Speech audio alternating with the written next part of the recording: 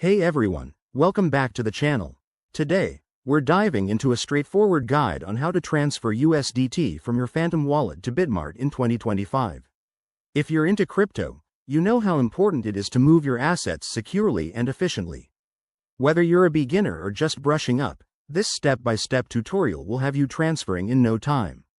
First things first, make sure you have both your Phantom wallet set up with some USDT and a verified Bitmart account. Security is key, so double-check that your wallets are linked to the right networks.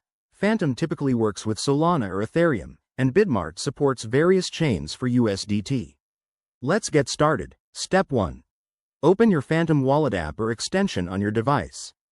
Once you're in, navigate to the Assets tab and select USDT from your list of holdings.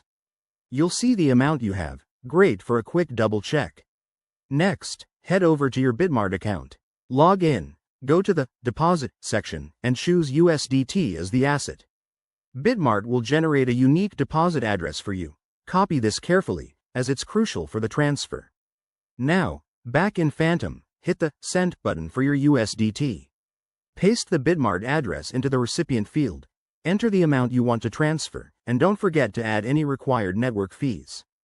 Before you confirm, verify everything: the address, the amount, and the network to avoid any mix-ups. Hit Send, and you'll get a confirmation prompt. Approve it, and your transaction is on its way.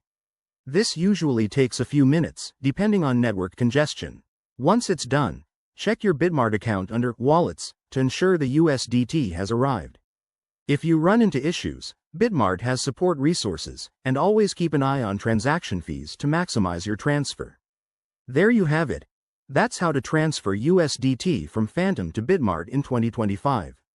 It's simple once you know the steps, but always prioritize security. If this helped, give it a like and subscribe for more crypto tips. Thanks for watching, and see you next time.